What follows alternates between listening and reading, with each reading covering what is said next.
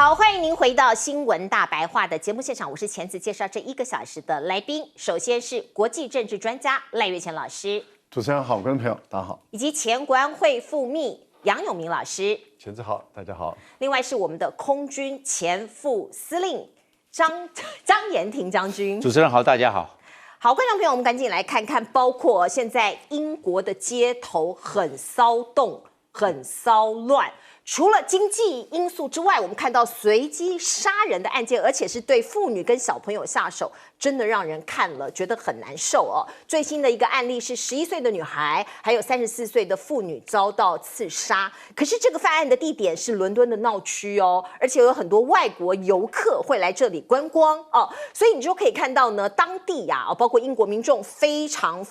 的害怕，也很愤慨哦。那另外前几天也有一名卢旺达2代袭击舞蹈教室哦，看到这是移民嘛，移民的2代，那导致3名小女孩死亡哦，全英国开始到处烽火连天，暴动横行啊。那目标是有点是以德报德，以怨报怨，以血还血这样子的一个感觉，目标锁定移民。好，那你可以看到这个地图，这个暴动的据点多达38个哦，这个点出来的地方，全英国都有，而且还在持续上升之中。那现在呢，英国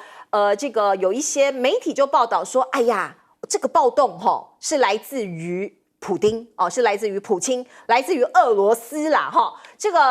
MI6哦，这个是英国的军情处哦，这个6处哦，他就控说俄罗斯啊，他在后头煽风点火，所以才会造成现在13年来最大的动乱。而另外呢，这个除了这个英国我刚刚讲经济啊包括整个欧洲啦应该是说全世界都不好。可是我们特别来看看，包括德国2024年的经济没有成长，那英国的通膨越来越严重，现在回升了嘛所以你说物价高啊，那民间啊又有这样子的动乱啊，所以现在英国一团糟。尽管工党现在新的这个领导阶层上来了嘛工党赢得了这一次选举那可是那未来他怎么样领导英国往新的方向走大家也都在看。英国新任的外交部部长拉米他就透露一个讯息说我们要决定去访问中国，那是要强化2国的交流信号啊对北京来说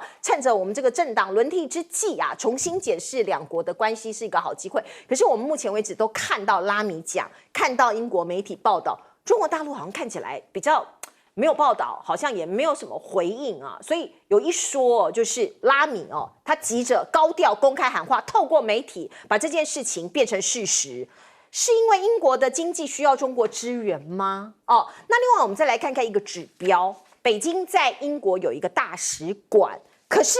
本来这个中国大陆这边希望把这个使馆扩建变成一个超级使馆，里头呢要计划把它扩大变成现在的10倍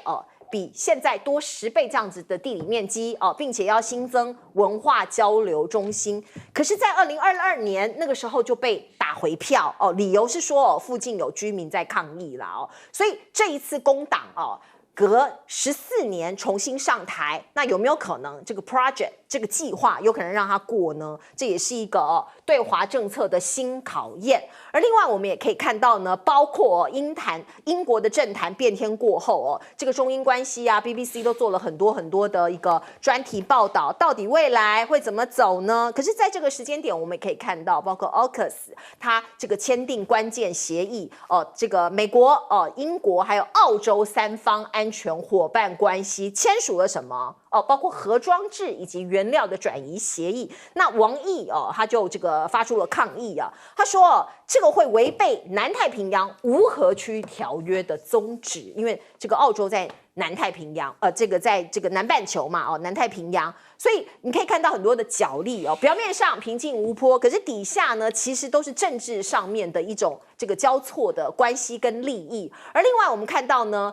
在这个俄乌战争爆发之后，俄罗斯跟中国大陆在军事上的结盟看起来越来越深最近的一个新的讯息是，英国皇家海军监视途经英国水域往返俄罗斯的中国船舰你可以看到这是中国船舰，那2艘中国军舰在1艘英国护卫舰的密切关注监视之下通过英国的水域那这个在3个礼拜内有2次经过，而且这个中国的船舰是往返于俄罗斯这个都是表面上面我们看到的现象。那在南海，我们在大白话也讨论非常久这个小马可仕其实跟美国的关系很深嘛那军事上也是，所以呢《纽约时报》有报道说，哎呀，南海可能会有危机可能地缘上面会爆发战争。那中共的军机也在南海的空域有一些行为有一些这个飞行，所以小马可仕说这是违法。而且很鲁莽这个毫无道理，所以我们看到，包括水域的争端都还没有平息，在空域上面、领空上面又出现了一些争端小马可仕他亲自总统他亲自出来轰解放军所以你可以看到非常的强势这又代表了什么呢？包括我们看到菲律宾的国防部部长也说你要收敛讲中国你要收敛。那菲律宾的参谋总长讲说南海未来还会发生更多类似的危险事件，他们是刻意这个放出这样的讯息吗？还是有什么样的目的？老师，这当然是刻意了我觉得大家都看得很清楚，背后就是美国嘛。那他们的一贯的手法就是先给你搞乱，搞乱以后，美国的媒体就开始大肆的报道，然后接着他们再变本加厉再搞乱，然后最后这个长久以来，然后就说都是你搞乱因为原本南海很安静，在杜特地时代南海很安静，什么问题都没有。菲律宾的渔民也可以到黄岩岛那附近去捕鱼，什么问题都没有。怎么会突然间仁爱礁、宪兵礁、黄岩岛闹起来呢？就是菲律宾突然说，这是我的主权，然后他要去加固工程。中国说，对不起，我们已经有签过协议，而且是你小马可仕跟我们亲自签的，说我们这个按照杜特地时代大家有个默契，人道主义的补给可以，但是不能够去做加固的这个工程建设。可是你小马可仕自己撕毁合约，然后撕毁协议，然后结果那个协议本来美国人说没有，小马可仕说没有，结果被人家揭露出来有。美国媒体自己也报道了有，那这个叫做什么？公然说谎。公然说谎，大家都知道背后就是美国嘛，因为美国就派了他的所有的高官都去了菲律宾，才开始造乱。所以我觉得美国人搞一场这种猴戏没有意思了。那你菲律宾只要不再来闹，这个意外事故就不会发生嘛。你要继续闹，那迟早会有意外，迟早会有。那你菲律宾就等着那个意外发生，那就是因为你自己造乱的一个结果。至于您看到的中国大陆的军舰到日本，到英国的英吉利海峡2次它并不是就去的时候然后回程，不是，他是去参加这个圣彼得堡他的海军节，然后跟俄罗斯的海军在这个他们称之为北约湖在这个内海这个地方举行联合演练之后，中国大陆的2艘战舰就进入了英吉利海峡了，也就是穿越了荷兰、比利时、法国、英国等，然后再回来，再一次回来。那这样的一个动作代表什么意思呢？就是说，过去只有北约的国家可以到中国的家门口，例如说连荷兰都派他的军舰到中国的家门口，然后在那边耀武扬威，加拿大也来，德国也来，法国也来，等等，连英国也都来。那现在中国大陆证明说，我也可以到你家去了。这种导弹驱逐舰或者导弹护卫舰配合的补给舰，就是证明说中国大陆的船舰也可以到你家，而且这个船舰代表每一艘的船舰都有上几十枚到上百枚的一种海对地或者海对海的作战能力，跟海对空的作战能力，再加上有补给舰的支援的情形下，未来我估计中国大陆跟俄罗斯签订更多的军事准入的协定，也就是未来中国大陆的军舰舰队驻守在俄罗斯，在那个地方进行对于北约国家的常态性的巡逻，这很有可能会发生。未来在海参崴，也就是在日本海进行常态性的巡逻，一直到美国的全境，这个也会发生。所以我想，在不久的将来，可能大家都会看到中国大陆的军舰舰队不是1、2艘战舰，舰队在北约的国家北约的地区存在，在美国、日本的地区存在，这个都会成为常态。也就是说，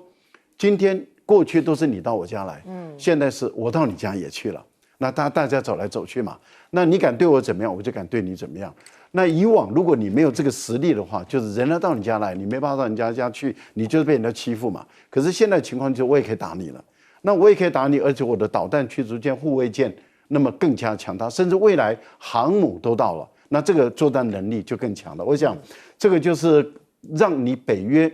必须要回防。你不能够一直往外扩张，你必须要回去守住你自己，这一定要走的路。那至于英国跟中国大陆未来该怎么走，你看为什么工党一上来以后就想让他的外交部部长到中国大陆去，其实就是为他们的首相到大陆去访问铺路。可是大陆在这一次显得很谨慎，因为不要忘了，在前一任保守党的时代，他们跟大陆签了黄金10年的合作协议，结果说撕掉就撕掉，也就是说，一个保守党，英国理论上讲应该是一个政治上还蛮成熟的一个政府，然后跟大陆签了一个10年的合作协议，说两边要在金融方面合作，在这个核能方面，然后要盖核电厂，而且呢还有就西螺机场的第3期工程，全部都要帮英国这样做起来，然后让英国的金融业可以到中国大陆来发展，彼此之间的贸易要往上升高，结果签了，习近平也到了英国去。然后也吃了他的炸薯条，薯条对不对？跟这个炸鱼还喝了啤酒啊，就是说已经想尽办法两边要拉近关系了。结果你英国人说撕毁就撕毁，那你现在你这个政府就是工党换届上来了以后，你又要来中国大陆，那对大陆来讲的话，就说你会不会又反悔啊？你会不会又今天说好的，明天又变了？所以对大陆来讲没有把握，那就当然要看。您刚刚讲的大使馆的问题啊，这个地早就买了，那英国早就买了，英国一直不批准。对，那找了一个理由说，哎，别人可能会抗议，邻居抗议啊。那我们的那个内湖呢 ？AIT 呢？对 ，AIT 邻居也有抗议啊，也有一些争议，还不是照盖，那就是很明显嘛，盖跟不盖而已嘛。就政府要不要批准而已。要不要批准而已。对，来，杨老师。就是英国的这个暴动啊，我们在媒体上其实看了很多，是，而且在国际媒体广泛报道之前，其实我就注意到，是那它其实是整个欧洲、英国这种极右翼的党派，然后呢串联变成一种就是这种风潮，然后在一连串的这些所谓的种族的议题的事件点燃之后呢，它就开始在这个壮大，其实就跟英国的这个足球迷一样。类似的这种动作，那这个当然就是对于英国一直以来它的种族的这种包容政策的一个最大的挑战。而这个时候，英国要把它推给是俄罗斯在背后煽动，我就觉得这个话怎么去在英国里面有这样广泛报道吗？我刚刚查了一下，没有嘛，对不对？而在国际新闻上居然。我们知道，在台湾这边还把它当做一个重要的消息，是 New Talk。英国人自己根本不认为，他们当然知道这个根深蒂固的问题在哪里，而且那种所谓还我的国家把国家还给我，也就是比较右翼的白人对于这种种族，尤其是来自于就是北非穆斯林，你看现在伦敦市的市长。都是穆斯林，对不对？所以这些没有办法去做很进一步的种族融合，特别是当经济问题变得比较这个压力大的时候，那结果有这样子一个甩锅，国际媒体居然这样子报道，就让你想到，那英国那个时候不是批评在香港的送中运，这个就是反送中运动，是不是？那也有人说背后人是不是有煽动？结果呢？你看他们这个英国首相。现在讲的话，跟当时那个英国首相批评香港的情况完全不同的这个语句。那至于英国的对中政策的态度，我觉得根本不重要。英国已经现在是掉到第5、第6这个就是这个经济体了，它能够去影响整个世界局势吗？它基本上其实就是跟着美国。你看，像是 AUKUS 美英澳，这其实是为了要好这个趁那个好看，然后帮助英国在这个军工产业。因为如果单纯就是美国跟澳洲去做一个核子动力的这个所谓的这个协议的话，那就基本上是等于是美国在整个区域做改变现状，然后呢扩散核子原料跟技术，然后呢针对中国，所以把英国也找来，看起来好像有这样子的情况，但实质内容是一样。那这样子的一个算不算核子扩散？我觉得是，我一直都觉得是，因为它是一个核子技术的扩散，而且 IAEA 没有办法检查，所以这个时候我就觉得中国大陆就必须要面对这个问题。核子弹头必须会增加，我觉得他们一定会采取逐步增加，现在已经增加到500枚，因为将来这是一个真正要面对国家自救自保。那我觉得中国大陆在未来在核子弹头的增加的数字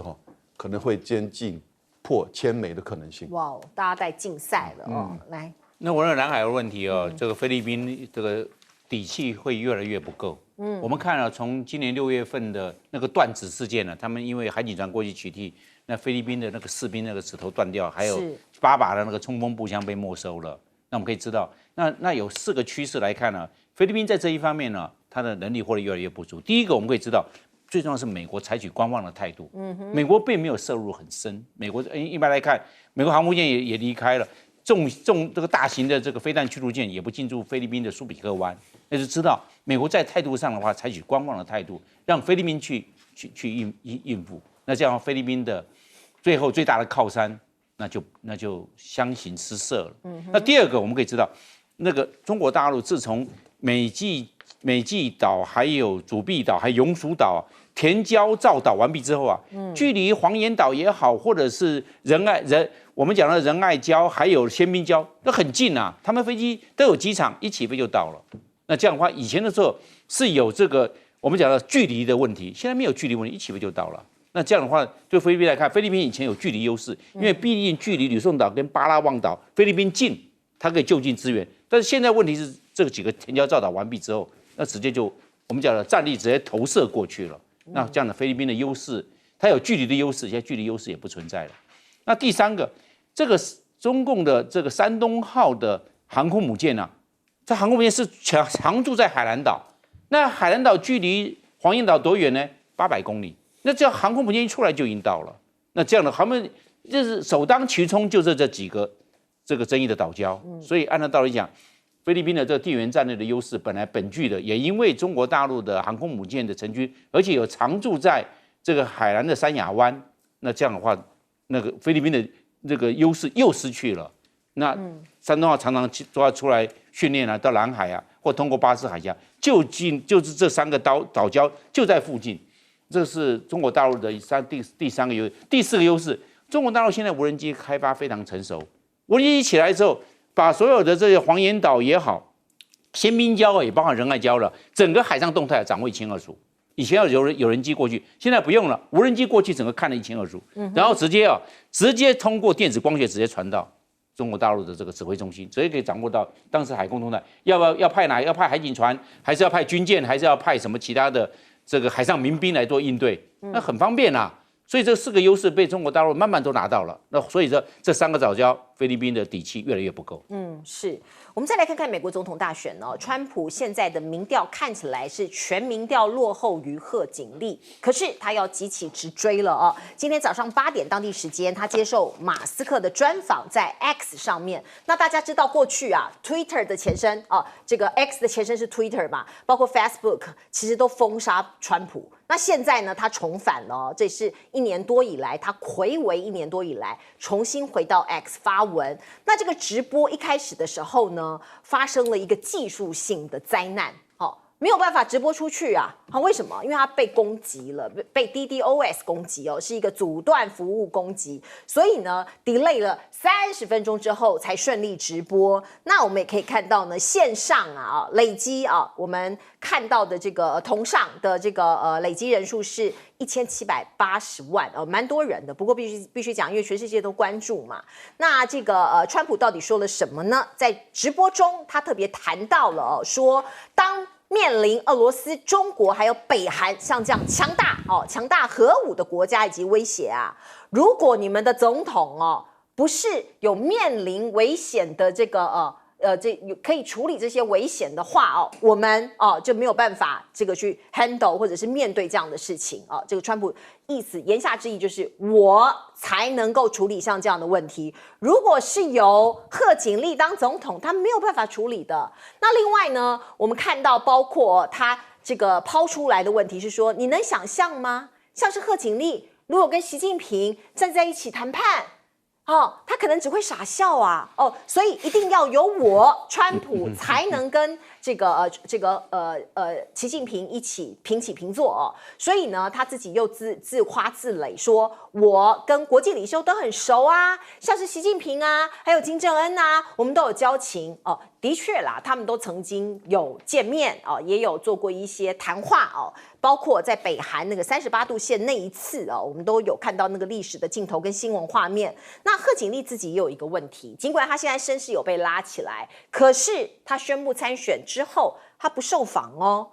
从来没有受访，也不开记者会。所以像是华邮就提出一个问题哦，他说贺锦丽在很多议题上面其实都保持模糊，包括中东的问题啊、以色列的问题呀，可能是要避免提供对手攻击的素材哈。那另外呢，他没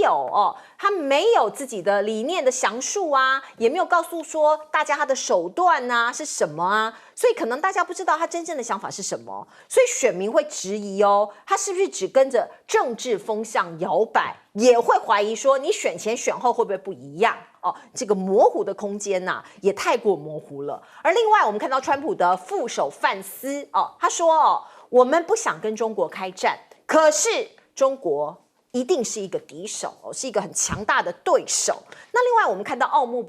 运已经落幕了吗？那已经落幕之后，包括各国其实也在这个同场竞技中各有一些擅长。而马克宏他的祝贺中国在巴黎奥运取得出色的成绩，来听听看马克宏他说什么。Écoutez, d'abord, votre pays va terminer comme depuis maintenant plusieurs années les réinvestissements qui a été fait parmi les deux meilleures nations. Et bravo de cela. Et je pense que du tennis de table à la natation, vous avez montré, pour ne citer que ces deux épreuves, et on pourrait en citer beaucoup d'autres, la capacité à produire des athlètes de grand talent. 好，奥运落幕了，可是美中在这个奥运中间的一个博弈在奥运中间的一个国力展示其实还在延续当中。包括我们看到央视就提出一些疑问他说这个美利坚重科国，嗑药的嗑他提出6项疑问，他们认为其实他们强烈质疑包括央视包括很多民间，你也看到很多人发了很多的贴文，就说你看看为什么美国队他们的这个选手在游完泳之后脸都变紫了呢？甚至他们也举出很多的例子，像是有人被这个验出药检是阳性的讲了一些很光怪陆离的理由，包括说爸爸滴眼药水滴在床上，女儿就是这个选手一躺结果就一验出来就是药检没通过。包括呢，他们还提出来说，2028年在洛杉矶奥运会不会到时候美国主办，谁不听话，美国就抓谁呢？那药检就变成了一项工具了呀所以你可以看到美中各种的这个体育的竞赛的这个各种质疑，到现在其实都还在争论当中。包括中国大陆男子泳队这个混合的这个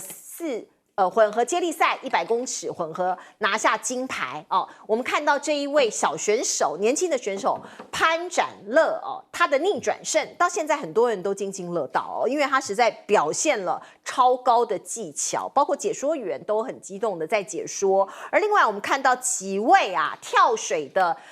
中国大陆的选手陈雨希以及全红婵其实也在很多的运动迷心中留下了很多很深刻的印象。包括我们看到有些人攻击说全红婵因为家里面可能家境不允许，所以他是文盲爸爸说没有希望他继续念大学而我们查到的讯息是陈雨希已经选择上了上海同济大学的材料工程专业，全红婵是在上海体育学院，所以他们都上了大学包括孙颖莎是念上海交通大学，某种程度也破了外界所谓的文盲说来，我们来请教老师。这个同济大学，上海同济大学跟上海交通大学都是一线的大学啊，一本大学，很好的一个学校。同济大学是跟德国有很深的关系，因为当初，这个是德国在这个清华啊，不是清华，就是说，当时的一个赔款中所成立的一个大学啊。它到今天为止跟西门子的合作也很多，实验室也都很先进啊。那这些优秀的选手都进入这些名校来就读，而且读的都是科学很多的这个专业，其实是不容易的事情。网络上的谣言破坏、抹黑、重伤实在是太多了，有很多人对于这些杰出运动员见不得他们好，像台湾有一位女生运动员表现得真的很好啊，林玉婷，你看有多少人在攻击她、侮辱她、在黑她，这见不得别人好，这是不应该的，因为运动员不容易啊。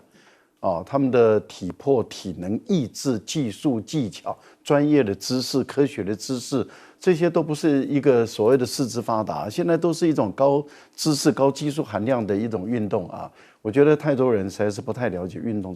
这个产业了啊，那么应该要赶快更正回来。我们看到美国的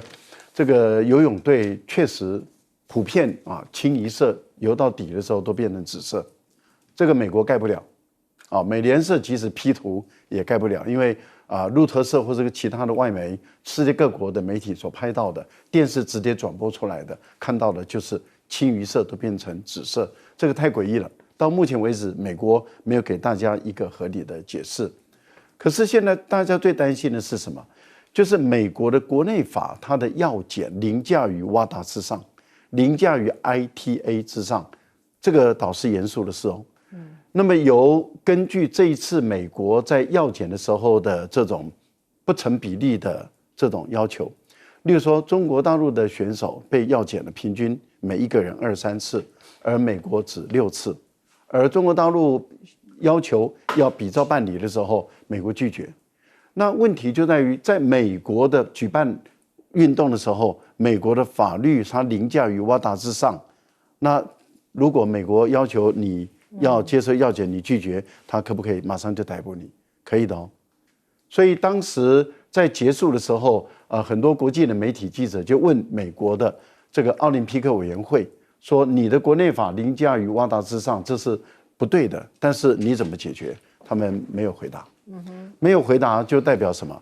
他们到目前为止没有给全世界的运动员一个合法的、合理的保障，因为美国的运动员可以查别人，他不被别人查，这种区别对待、歧视性的对待、双标的做法、大小眼的做法，坦白说不能保障全世界运动员的安全，这是不合理。所以这个问题一定要解决。这也就是为什么央视要在结束以后全方位的发动总攻，那就是因为4年后在美国办，如果这些问题不能够在之前解决的话，搞不好很多国家不愿意派代表队啊。如果中国大陆不愿意派代表队的话，那我不晓得这个美国这个奥运还办还是不办，还能不能办得下去？所以美国一定要面对这个问题。大陆已经说我们会支持你洛杉矶来办这个奥会，但是你必须要公平对待，那要看美国自己了。贺锦丽不能够一直在逃避被媒体记者的这种提出来的询问，也不能够再逃避接受专访。对，贺锦丽一直拒绝哦。现在连一直强力挺民主党的《纽约时报》，特别是连续好几天全方面的在把这个贺锦丽造神的《纽约时报》都看不下去了，都说你必须要接受专访，必须要接受记者提问，你不能够一直在躲，回避。也就是说，因为大家有太多问题要问他了，非法移民的问题，什么叫非法移民？你的定义是什么？那对于所谓的非法移民，就是不是以正当手段进入美国的这一些移民者，你的处理是按照共和党的要求、范式的要求，是一律遣返，还是要用什么样的手段？你不能回避。例如说，你年薪40万美元，也就是1200万台币以下的不征税，但是以上的你征不征税？到目前为止，他拒绝回答。是所以他回避了很多美国他们的所有的媒体所有的民众都想要知道的问题，因为你要选总统，是你总不能这个不说，那个不说，那个不说。好，大家在问说，那你的政见呢？到目前为止没有政见，他就有一个政见，那个政见就是川普的政见，就是那个小费不扣税就你到餐厅吃完饭以后，你付那个小费，那个小费不扣税。川普说，你唯一的政见就是小费不税，那就是我抄我的，唯一的政见是抄袭。你想想看，美国的媒体怎么可能再继续的忍耐下去？他不可能放过他的啦，他迟早要面对的。来，游明老师，川普这个接受马斯克的访问其实蛮有内容的，蛮有内容。我们这边提到的就是说，他是在比较他跟贺锦丽，尤其是在面对国际情势、外交、战争、中美之间的竞争，他当然自己做过总统，他有他很固定的这个看法跟观点，见仁见智，对不对？也取得了就是一定的政策的成效，毕竟拜登的这个政策其实跟川普也不过是大同小异。那你可以说很多其实拜登的政策也是延续川普的。那可是如果现在是拜登川普在对比的话，两个人就有的争了。可现在是川普跟贺锦丽，那贺锦丽在这方面就面临到很大的考验了。刚才讲到，不只是《纽约时报》，连《华盛顿邮报》都看不下去了。就是贺锦丽，你总是要接受访问吧，你不能变成蔡锦丽吧？对不对？不面对媒体，就永远不面对媒体，700多天不面对媒体嘛，对不对？700多天呢？那问题，美国不是台湾呢？那台湾是个很畸形的这种社会，是不是？有一个人这个 A 了500万还回去，这个事情就没了。全世界就台湾媒体认为他的事情就过去了。他在 A 了多少钱呢？不知道。但是呢，如果今天蔡锦丽在美国能不能够吃得开？绝对不可能嘛，连挺他的媒体都受不了。那如果你要问，现在如果说俄乌战争扩大了，延烧了，现在已经延烧了。对，那个以色列跟伊朗打起来了，对，贺锦丽你怎么面对？你不能说我们让这个拜登总统来回答。对不起，他明年1月12号之后他不是总统了。你想当总统，你要讲话，你的政策是什么？所以我觉得现在这个伊俄跟这个俄乌之间的冲突如果升高对贺锦丽的情势选情是非常不利。为什么？因为他马上这个高下立见。我再补充个，就是马斯克还问这个川普什么东西呢？川普说美国没有高速铁路是不合理的。这个川普在做总统的时候，他取消给加州要发展高速铁路的10亿美元的补助。道理来了，因为我们要做高速隧道，那是谁在做？马斯克的 Boring Company， 他在做高速隧道工程。然后呢，川普还说我们要关闭教育部，把教育还给各州。川普还说我要成立一个政府效率委员会，这点很重要。因为马斯克马上回说，我可以提供帮助，所以马斯克将来不会入阁，但会入到这个委员会里面去。谢谢老师帮我们补充这个川普在 X 上面的谈话，因为我们在制作这个 CG 墙的时候还来不及catch up 的这个重点。来，接下来是将军怎么看呢？对，那个范石有讲啊，他制衡中国是无意跟其开战嘛，但是我认为不会开战，那继续开干。就开干嘛？因为这是结构性的问题。他们中美它两个大国它是不对盘的嘛。你既然不对盘，那继续开干啊，那一直开干下去啊。我们看，尤其在太空领域，对吧？美国是 GPS， 中国大陆北斗，对不对？然后这个天宫太空站，那美国的这个国际太空站，对不对？然后大家现在抢着要去登陆月球，是不是都是在太空领域中就在开干啊？那另外一个我们可以看到，在那个经济领域中也在开干啊，那不是嘛？那美债，那中国大陆抛美债啊。而且中国大陆现在的利率高，它是5%，5%的利率高，投资的意愿就会低，因为利率高，大家不来投资，失业率也会相对的带动上扬。那像大陆上扬的话，那中国大陆呢，不但是抛美债，不但抛美债之后呢，还去美元化，尤其在金砖5国、金砖10国，都希望能够去美元化，跟俄罗斯的中国大陆跟俄罗斯石油交易都不是用美元，用人民币跟卢布来做交易。跟其他国家也相对的要拿人民币来做交易，这就是去美元化也在走啊。那第三个，我认为啊，这个军事上，因为俄罗斯因为俄乌战争，美国在抵制，美国在制裁俄罗斯，结果俄罗斯跟中国大陆在干嘛？在中国大陆联合空中战略巡航啊。还有联合海上联演、军事演习，都这样子。美国就制裁，美国去管控俄罗斯，那中国大陆跟俄罗斯在军事上面是来有合作，有更提升一层的互动啊。这个也是啊，也是那个跟他们两个是不对盘、不同调的嘛。那再来我们可以看，那在中东大家追到比较热门，尤其是伊朗跟以色列两个在那边打去，结果美国当然是以提令挺以色列的嘛，但是现在中国大陆也表态啊，伊朗也赞成伊朗可以有限度的报复，是这个样哎。那美国挺以色列，中国大陆挺伊朗，那是这个样啊。那看起来这样是不是也是不对盘？也是在做啊。这是区域性的政治问题，也是一样是不对盘。刚才讲的是国际性的，是。那最后我们来看科技战。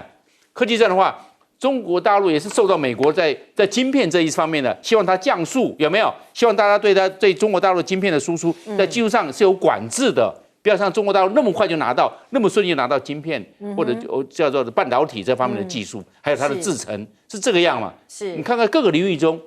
虽然没有开战但是继续开干下去。没错，这个将军讲的没错。我们现在最关注的焦点就是以伊之间以色列跟伊朗之间到底有没有可能真的打起来？我们不乐见。可是看起来风满楼这个山雨欲来我们看到白宫就说，伊朗可能本周会攻击以色列，这是来自于白宫国家安全会议发言人科比的说法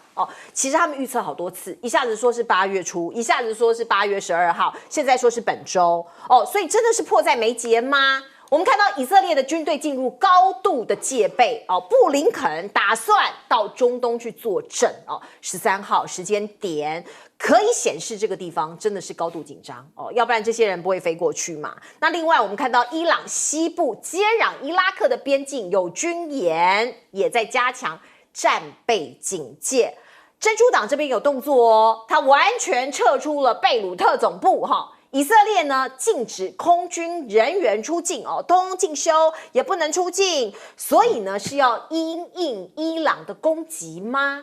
你看到这样子的动作，其实让人蛮紧张的。而英国、法国、德国说，我丑话说在前头哟，如果你伊朗真的袭击以色列，你要承担责任，感觉是在警告他，感觉是在威胁他。而另外我们看到华盛顿也发出警告说，你伊朗不要向俄罗斯转让导弹讲的是另外一个战场，是俄乌战争因为看起来伊朗有可能要把导弹转到这个俄罗斯了吗？他说，如果你真的转了，你就是支持这个战争所以这个会对你做出相对应的制裁。而另外我们看到包括国际的油价已经连续5天走高了涨幅超过4%，黄金涨幅将近2%这都是一些这个金融面的一些反应。而另外我们看到哈马斯最近他这个承认一件事，说对我有杀害人质。那这个以色列主要生气的是这些人质没有被放出来嘛？那现在呢哈马斯说有1死2重伤那你以色列自己要负全责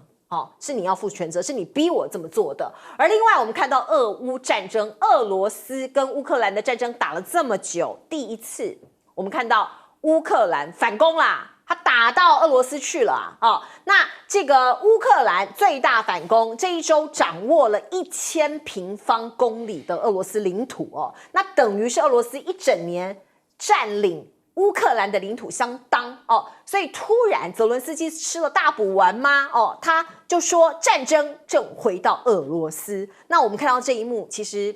蛮残酷的，蛮残忍的啦这是乌克兰的军人因为他已经攻进了这个库尔斯克所以呢他把这个当地阵亡的俄军的尸体排成一个 Z 字形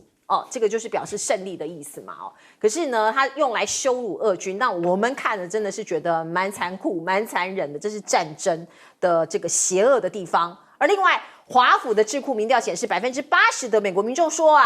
不应该再继续对乌克兰援助了他们觉得说你这个要减少甚至完全停止对乌克兰的军事上的援助。而另外我们看到过去2年美国或西方国家不是在制裁俄罗斯吗？可是我们看到的是230亿美元欧元的钞票流入俄罗斯，所以这是代表制裁没有效果吗？还是怎么回事呢？来请教老师。确实，中东地区的战火很有可能就在这几天要爆发了美国之前的预估确实是失灵了，错误。美国自己也承认因为已经过去了嘛，他本来估计8月5号、6号2天开打，结果没有。然后川普更离谱，当天晚上开打，结果马上就被打脸了。反而是以色列的预估比较准一点，也就是预估在这2天就13、14或者12、13，现在估计应该在15。那美国白宫在昨天承认了，说以色列的情报评估的可能性是比较高的，所以预估是在于15号左右也就是在礼拜4，台湾的礼拜4，那么前后，也就是明天、后天、大后天这几天，那可能会有这个爆发冲突的可能性。为什么会在15号？之前是说在以色列的羞耻日来进行攻击，那现在为什么会选说15？那就是因为预定在这个时候，以色列跟哈马斯，也就是在美国还有这个埃及、卡达等这些国家的斡旋下，可能要展开这个所谓的停火谈判。那可能在谈判的过程中，那么伊朗可能开始开打了。目前来说，伊朗的定位是没有打算要进行伊朗跟以色列的全面性的战争。伊朗强调的是它的主权受到攻击，它要进行的是它的这个报复性的一个打击，也就是所谓的自卫反击。我受到攻击了，所以我有合法正当性，我实施自卫反击，所以我不会去攻打以色列的平民百姓的居住的地方、民生设施，我都不会攻击，我只攻击以色列的情报组织，也就杀掉我的这个来宾、我的客人的这个情报组织摩萨德，还有就是以色列的军方的军事基地，还有一些军用的设施。目前他们把范围限定在这个地方，那究竟会怎么打？大家都在推敲。有人认为说无人机空对地的攻击是可能性很高的，还有就是透过这个导弹中程的或是近程的导弹。另外还有一种就是透过代理人战争，透过黎巴嫩的真主党或者是这个叙利亚或者是伊拉克民兵组织进行攻击，他们认为这一些都是有可能的。那以色列的参谋本部也批准了，在昨天也批准了他们的多条战线的作战计划。有谁参与呢？有北方司令参与，有空军司令参与，有国土防卫参与。那这代表什么？代表就是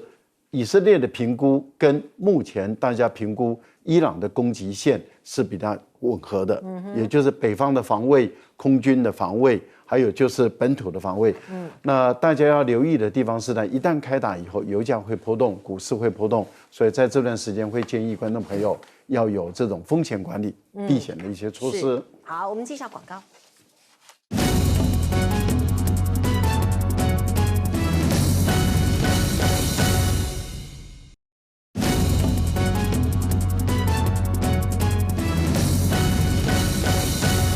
好，我们来请教杨永明老师，怎么看中东的战火？是真的一触即发吗？现在大家都这么说嘛，那最重要的关键就是以色列跟美国的情报，它都不断的在强化这一块，而且看起来美国因为上一次的前车之鉴，4月14号的时候呢，那一波其实伊朗还先做了预告宣传，还做了一些美国的这个部署跟防范，但是如果就比照上一次的，就是一波的巡弋弹道跟无人机的攻击他现在还是担心说这个会不会扩大？扩大的话呢，会不会攻击到比如说以色列的军事以外的这个目标？那就可能这个基础设施，或者是影响到平民。第二个当然就是美军在这个区域的基地，尤其是在伊拉克、叙利亚，美军其实有蛮多的基地，那已经开始有受到一些攻击，但是比较规模小，而不是大规模。他担心会不会来自于伊朗大力的援助之下的这种大规模对美军基地的攻击。至于说在波斯湾其他国家的美军基地，他倒不是那么担心的因为可能伊朗不希望真的发生一个中东大战。那可是呢，所以他就会派遣林肯号，派遣这个核动力潜舰，核动力潜舰里面154枚巡弋飞弹，那就是为了等于是这个威慑伊朗扩大这个战争。我个人认为简单的讲，我觉得伊朗大概不希望把这个战争扩大，这个过于到平民一般的民间标的，或者是呢比上一次的这个攻击更大我觉得第一个这个成效的问题嘛，他其实手上能够发动的这些攻击的有效的项目并不多，距离1200公里，你就是重演上一次，要不然你就透过你一些这个其他的组织真主党或者是圣旅城、伊拉克民兵来去攻击一些当地的基地，或者是真主党在攻击这个以色列的，比如说戈兰高地，可是过去都有限。那有效的呈现的情况，这个我觉得其实你看到最近连续2个国家对伊朗开始有一个支持的态度出来。那一个是沙烏地阿拉伯，一个是昨天中国大陆。王毅亲自打电话给就伊朗的外交部长，支持伊朗的主权跟这个和平的安全的维护，但是也希望跟伊朗在就是金砖组织当中继续去合作。所以我觉得双方都有一点在支持伊朗，但希望伊朗谨慎，不要扩大。第3点，我觉得是他也会讲到以色列会怎么报复，这个战争会完全超乎伊朗的预料，同时这个会帮助川普当选。我刚刚讲的战争扩大的时候，贺锦丽、这个蔡锦丽就没有办法去做论述，但基本上其实美国人就会看穿他这个那个笑的本质的后面是空洞、没有政策，而且不懂得论述的，那川普就会高啊！你不要忘记，当初川普退出伊朗核子协议啊，是，所以我觉得伊朗也许会发动，但不会把这个扩大。是。好，我们进一下广告。